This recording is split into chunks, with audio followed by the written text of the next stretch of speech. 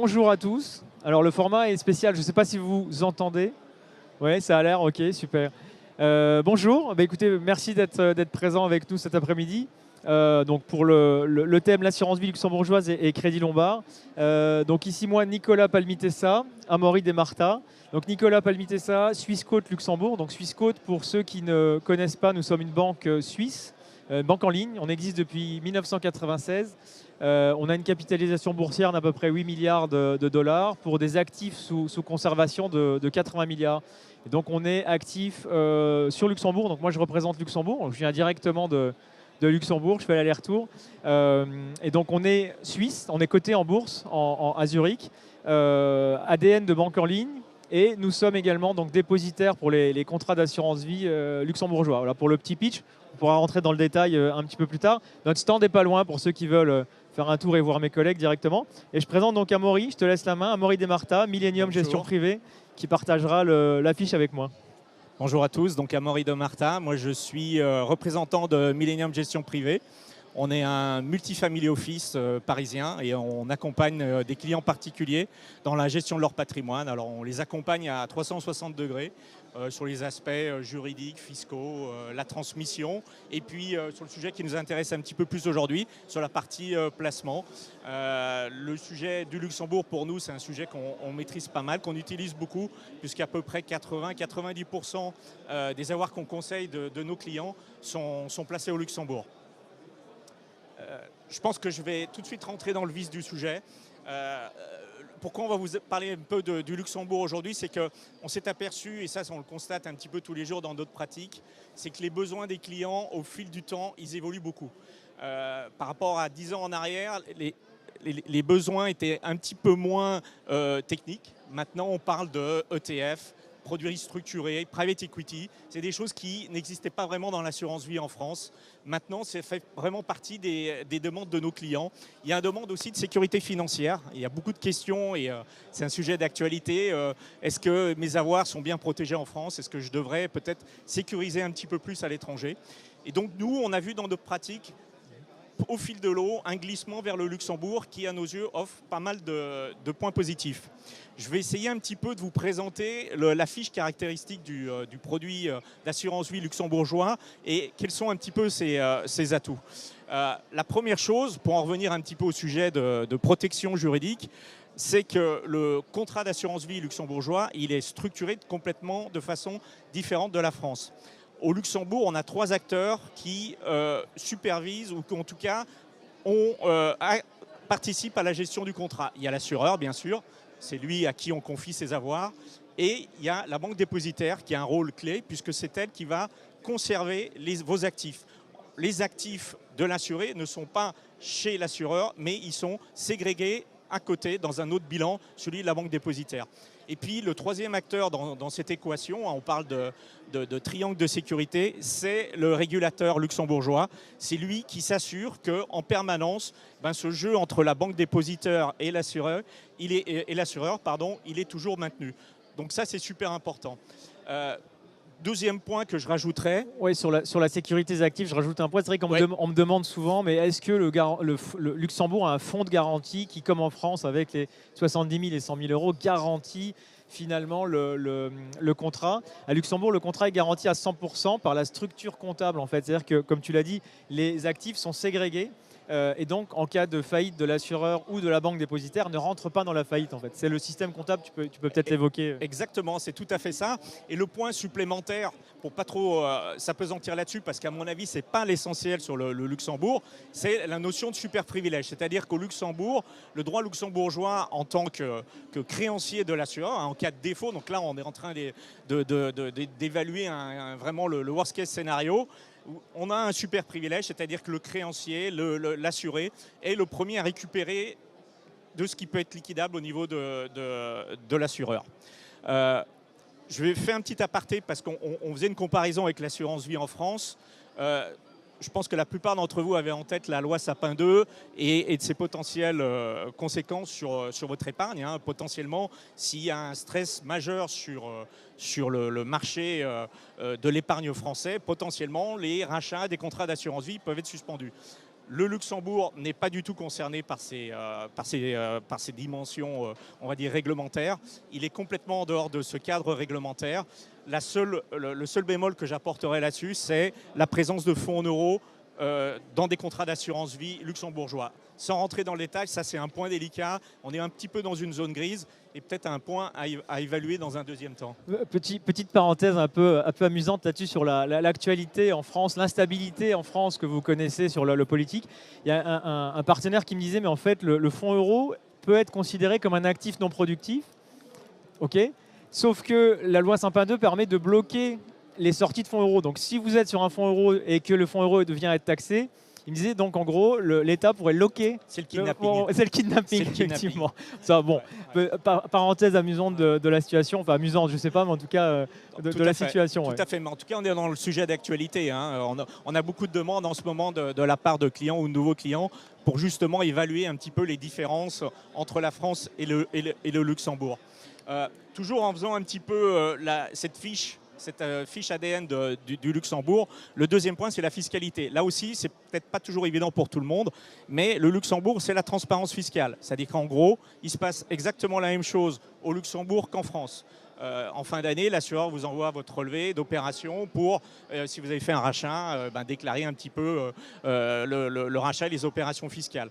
La seule chose qu'il ne faut pas oublier de faire, c'est dans la déclaration d'impôt, mentionner que vous avez un contrat ouvert à l'étranger. Au niveau successoral, c'est la même chose qu'en France. Il n'y a pas de formule magique en matière de trésorerie, de fiscalité, pardon. Le Luxembourg, ce n'est pas de l'exonération fiscale ou de la fuite fiscale. Le troisième point que je mentionnerai et qui pour moi est celui qui à mon avis il faut surtout retenir aujourd'hui, c'est surtout la dimension d'architecture ouverte du Luxembourg. Un contrat d'assurance vie en France, c'est en gros une liste d'unités de compte qui vous sont proposées par l'assureur et dans lesquelles vous allez cocher celle qui vous semble la plus adaptée à ce que vous recherchez. Au Luxembourg, on a une logique qui est complètement différente puisque la page est vierge, elle est vide et c'est vous qui allez pouvoir choisir les fonds qui vous semblent les plus pertinents. Alors nous, typiquement à notre niveau, dans notre univers d'investissement, on a potentiellement 60 000 fonds. Donc on n'a plus les restrictions que peuvent nous imposer les assureurs et ça c'est clé. Dedans, dans les contrats, on peut donc mettre des actions, des titres vifs, des obligations. On peut faire du private equity, et je dirais du private equity de qualité institutionnelle. En faisant une comparaison avec ce que proposent les contrats d'assurance vie français, on est sur des choses qui sont moins chargées en frais et qui sont, je dirais, de meilleure qualité car qui ont à la base été conçus pour des institutionnels. On peut faire quoi d'autre ? On peut faire aussi des produits structurés, on peut mettre des ETF aussi pour diminuer un petit peu le coût de cette enveloppe. Et puis également, on peut mettre des fonds un petit peu plus traditionnels, mais en ayant recours à des parts institutionnelles ou des parts clean share. Et ça, c'est super important à comprendre parce que dans la structure de frais des contrats français, on a souvent des fonds qui sont très chargés en frais. Nous, on a fait un comparatif entre les contrats d'assurance vie français et ce que potentiellement on peut mettre dans l'assurance vie luxembourgeoise. Sur des fonds en euros, des fonds actions, l'économie elle est à peu près 0,90%, à peu près 0,45% sur des obligations. Donc il y a des sources d'économie potentielles même à faire en allant au Luxembourg. Donc j'ai parlé de la sécurité, de la fiscalité, j'ai parlé de ce qu'on pouvait mettre dans le contrat. Je pourrais rajouter aussi une chose, c'est ce qu'on peut faire avec le contrat. C'est-à-dire qu'une des forces du contrat d'assurance vie au Luxembourg, c'est qu'on peut le donner en gage, en garantie pour obtenir un prêt. En gros, vous devenez votre propre banquier grâce à vos actifs, grâce à vos investissements, vous allez pouvoir emprunter de l'argent. Et ça, c'est une des forces du contrat d'assurance vie luxembourgeois. Et je pense que c'est une bonne transition, Nicolas, parce que le Crédit Lombard, c'est surtout le métier de la banque dépositaire. Quand vous choisissez une banque dépositaire, donc ça fait partie de l'exercice, il faut choisir la banque dépositaire avec laquelle potentiellement vous allez emprunter de l'argent. Donc je te laisse présenter un petit peu ce que vous faites de votre côté chez Swissquote. Oui, oui, effectivement, sur le contrat luxe, on a eu beaucoup de questions sur le stand tout à l'heure, toute la journée, tout au long de la journée, en fait, en disant, mais finalement, vous êtes banque, vous êtes distributeur, vous êtes compagnie d'assurance. En fait, non, Swissquote est une banque, donc c'est une banque en ligne avec une plateforme d'investissement, comme vous pouvez la voir, on a pas mal de confrères qui font ça également. Et sur le contrat luxembourgeois, il faut savoir qu'en fait, le contrat luxembourgeois est adaptable, s'adapte en fait à vos besoins et surtout est créé sur mesure. C'est un peu le sur-mesure luxembourgeois que tu évoquais. C'est-à-dire à Luxembourg, en fait, vous choisissez effectivement votre compagnie d'assurance, mais vous choisissez également votre banque dépositaire. C'est-à-dire que les actifs vont être déposés au sein de la banque que vous choisissez. Donc c'est pas comme si vous allez finalement au sein d'une compagnie française, vous allez souscrire un contrat en France. Vous savez pas qu'en général la banque dépositaire est la banque du groupe. Les gros groupes, vous les connaissez comme moi, je ne vais pas citer de nom, mais à Luxembourg, l'avantage est de choisir en fait sa banque dépositaire vis-à-vis en fait effectivement des services qu'elle offre, de la solidité, de l'accès. Et nous, on a la chance d'être une banque en ligne, donc on peut mettre à disposition directement la plateforme d'investissement à travers votre contrat. C'est-à-dire que vous allez souscrire un contrat d'assurance vie auprès d'une compagnie luxembourgeoise. La compagnie luxembourgeoise qui sera le titulaire du compte, parce qu'il ne faut pas oublier que c'est la compagnie luxembourgeoise qui va être titulaire du compte de votre contrat, va nous demander d'ouvrir un compte, on va lui renvoyer un IBAN. Et là, après, on va pouvoir donner des accès soit au conseiller, soit directement aux souscripteurs selon la typologie du contrat. Et effectivement, vous avez l'accès à toute la gamme en fait, qu'on est capable d'aller chercher, donc ETF, actions, titres vifs, structurés, obligues, private equity, etc. Et une des choses à prendre en compte, effectivement, Maurice disait, sur le choix d'une banque dépositaire, c'est si vous voulez chercher du levier du crédit. Moi, je suis capable en fait de prendre en garantie ce qu'on appelle le crédit lombard, des banquiers lombards italiens, en fait, prêt sur gage, en fait, quelque part. Donc moi, je vais prendre en garantie les titres de votre contrat d'assurance vie et je vais pouvoir vous prêter jusqu'à hauteur de 70% de la valeur de votre contrat. Donc, imaginons que vous avez un contrat d'1 million d'euros, je peux vous prêter jusqu'à 700 000 euros en prenant en garantie le million d'euros. Alors bien sûr, moi, je vais donner une valeur d'avance, qu'on appelle valeur d'avance, c'est-à-dire par exemple sur du air liquide, je vais prêter 70%. Sur une action, un ETF small caps, je vais peut-être prêter 50%, etc. Donc je fais la moyenne un petit peu de toutes les lignes que vous avez dans le portefeuille. Plus le portefeuille est diversifié, et mieux c'est pour nous, étant donné qu'on a un risque dilué de diversification. Et comme ça, je vais venir prendre en garantie finalement un actif et vous prêter une somme d'argent que vous pouvez réinjecter dans votre contrat d'assurance vie pour réinvestir. Donc on est sur un levier, ou utiliser sur des dépenses courantes. Donc on est vraiment sur ce que je peux appeler par un abus de langage un prêt sur gage. C'est un peu comme une hypothèque prise sur un immeuble quand vous êtes sur un crédit immobilier. On a l'actif qui est en garantie et c'est pour ça qu'on a une marge de sécurité qui varie. Alors les questions qu'on avait sur le stand toute la journée, c'est de dire effectivement, mais si les marchés bougent, effectivement, si les marchés bougent, on a cette marge de sécurité, nous comprend selon la volatilité des actifs. Et ensuite, c'est à vous ou aux conseillers qui vous accompagnent de gérer le risque lié. Voilà un petit peu pour le rôle de la banque dépositaire. Avec, juste pour terminer, chez nous en tout cas, des accès applications mobiles et des accès Internet sur la visualisation de votre compte, chose que vous pouvez peut-être ne pas trouver chez toutes les banques dépositaires n'ont pas ce service. C'est ce que j'allais rebondir sur ce que tu dis parce qu'on a utilisé le terme innovant dans le titre de notre présentation. Le Luxembourg, c'est pas toujours très innovant ou ça l'a pas toujours été. Et c'est vrai que les banques dépositaires auxquelles on peut avoir accès, certaines ont des process un petit peu qui datent un petit peu. Et c'est vrai que l'offre de Swissquote permet d'avoir quelque chose qui est digital et ce qui se rapproche plus de ce qu'on a l'habitude d'avoir dans un environnement français. Quelqu'un me disait à juste titre, c'est comme mettre un compte titre que j'ai chez XY broker en ligne dans un contrat d'assurance vie. C'est un bon résumé de dire effectivement. Tout à fait, tout à fait. Et on s'était dit, parce que notre temps il est assez limité, donc on ne peut pas complètement être exhaustif, mais on s'était dit qu'on allait vous prendre un petit cas pratique pour un petit peu illustrer un cas pratique qui serait un petit peu la synthèse de tout ce qu'on peut voir au quotidien et qui pourrait peut-être faire écho chez chacun d'entre vous. Donc on a pensé à un couple de cadres qui aurait un portefeuille financier d'à peu près 1 million d'euros, c'est déjà pas mal. Et dans ce portefeuille financier, il y a beaucoup d'actions et pas mal d'actions US. Donc ils ont cette épargne par ailleurs, ils ont un petit peu de cash également, et puis ils ont des titres qui détiennent également des fonds un peu plus classiques. Donc ce qu'on peut leur proposer, c'est d'amener les titres qu'ils ont déjà comme versement initial dans leur contrat d'assurance vie au Luxembourg. Ça, c'est une des particularités du Luxembourg, c'est qu'on n'est pas obligé de faire un versement en cash, on peut apporter des titres. Donc ça peut être bien pour préserver un portefeuille existant. Attention à la fiscalité sur le transfert titre. C'est assimilé à une cession.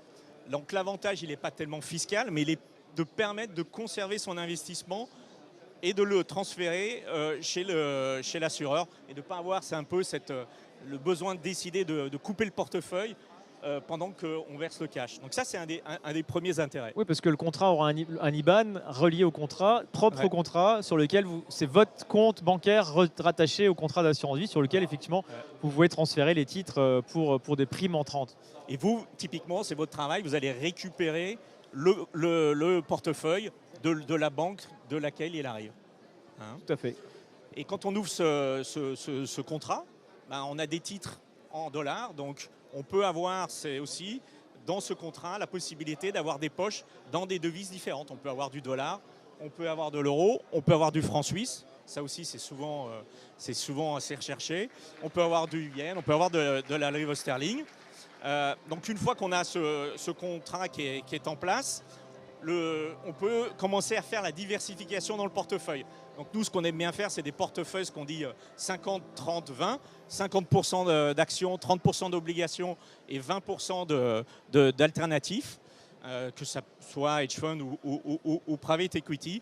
Et ben c'est ça qu'on va pouvoir mettre en musique avec la banque dépositaire, d'aller dans leur univers d'investissement qu'ils proposent, leur faire rajouter des titres. Hein. Ouais, on peut rajouter, bien sûr, le référencement en fait est assez simple chez nous. Si vous avez une valeur référencée, que ce soit sur le contrat d'assurance vie ou sur les comptes titres, parce qu'on est également, nous, on peut vous ouvrir des comptes titres, on peut rajouter assez facilement des valeurs. Oui. Et puis, une fois que cet investissement est mis en place, l'allocation est mise en place, notre couple, un petit peu, notre cas pratique, lui, il a besoin de financer des études des enfants et il n'a pas envie de casser ses investissements. Donc là, c'est là où on peut éventuellement avoir recours au crédit lombard. Hein, c'est du taux variable. Ouais, sur le taux, on est en ce moment, donc nous, on est sur l'Ester, qui est l'équivalent de l'Euribor 1 mois. Donc on est à 1,92 de taux de base, sur lequel on va rajouter une marge qui va être différente en fonction du montant, qui est environ d'1%. Donc sur un crédit lombard, en ce moment, on va être autour de 2,90% par an, en euros en tout cas, de taux. Le crédit ne s'arrête pas, c'est-à-dire que c'est un crédit qui tourne tout le temps que le collatéral existe, le crédit tourne et les intérêts sont prélevés de manière trimestrielle en fait. Donc effectivement, c'est un outil flexible pour aller chercher du financement. Il n'y a pas de frais de dossier, il n'y a pas de frais de mise en place. Une mise en place sur un contrat d'assurance vie se fait en 15 jours sur un crédit lombard, 48 heures sur un compte titre.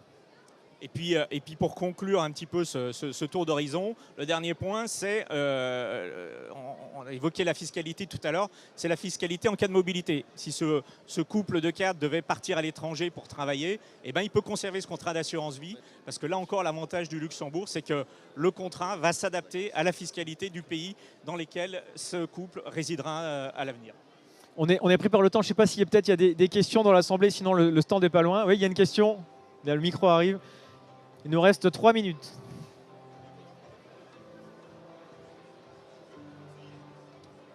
Merci pour votre présentation. J'ai une question qui concerne le ticket d'entrée minimum. Oui, sur le ticket d'entrée, sur les contrats luxe, en fait, nous, on va se coller en fait au ticket minimum des compagnies. Nous, on travaille avec 12 compagnies sur Luxembourg, donc les compagnies peuvent nous utiliser en banque dépositaire. Et ça va de 125 000 pour les compagnies qui sont finalement à un seuil le plus faible, jusqu'à 500 000 pour ceux qui ont le seuil le plus élevé. Mais ça, c'est à voir directement avec votre conseiller et qui, lui, a le contact avec les compagnies d'assurance, en fait. Je ne sais pas s'il y a une autre question. Ouais. Question pour la gestion, c'est qui gère l'assurance vie?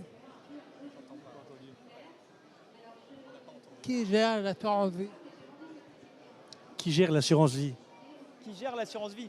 Ouais, sur la gestion de l'assurance vie, en fait, il y a plusieurs setups. Donc, soit le conseiller peut avoir la main, soit il confie la gestion à une société de gestion. Tu peux peut-être en dire un mot. Oui, c'est quelque chose qu'on n'a pas évoqué, mais au sein du même contrat, on peut avoir plusieurs modes de consommation du contrat. On peut, en tant que particulier, être en première ligne et prendre les décisions de gestion, accompagné par un gestionnaire de patrimoine. On peut donner ça à quelqu'un, donner un mandat de gestion à une société qui va gérer pour vous l'intégralité de votre épargne.